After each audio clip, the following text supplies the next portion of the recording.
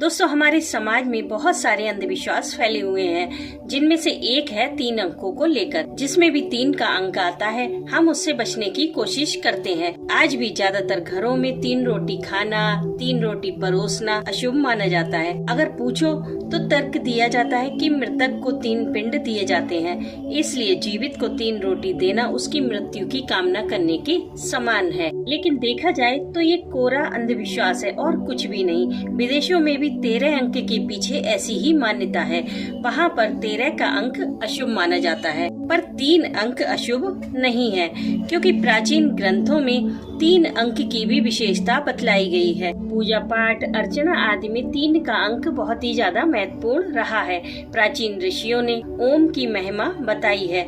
यह ओम 3 अक्षरों से मिलकर बना है और वो 3 अक्षर ब्रह्मा, विष्णु, महेश त्रिदेव के प्रतीक हैं। पूजा में आचमन भी 3 बार किया जाता है। भगवान शिव को जो बेल पत्र प्रिय है, उसमें भी 3 पत्ते होते हैं। अधिकांश देवी देवताओं के नाम 3 अक्षरों से बने हैं, जैसे महेश, गणेश, सुरेश, पवन, अग्नि, इंद्र, वरुण, मंगल, चंद्र, पृथ्वी, दुर्गा, सावित्री, गायत्री, लक्ष्मी इत्यादि। आदि देव भी 3 हैं, ब्रह्मा, विष्णु, महेश, और 3 ही आदि शक्ति हैं, दुर्गा, लक्ष्मी, सरस्वती।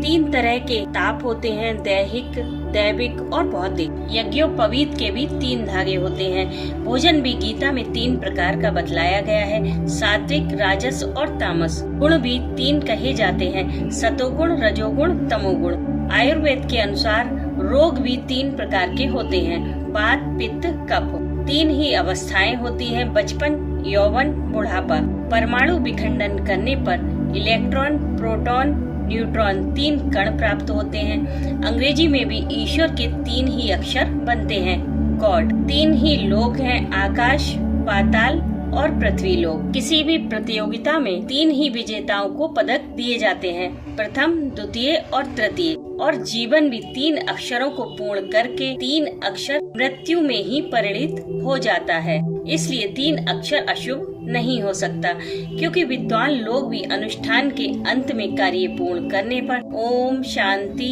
शांति शांति का ही उच्चारण करते हैं। इसलिए ये सिर्फ आपका वहम है कि 3 अंक अशुभ है। इसे अशुभ मानने का तो एक आदि कारण है, लेकिन इसे शुभ मानने के कई कारण हैं। आप लोग इस बारे में क्या कहते हैं, बताइएगा जरूर। राधे राधे।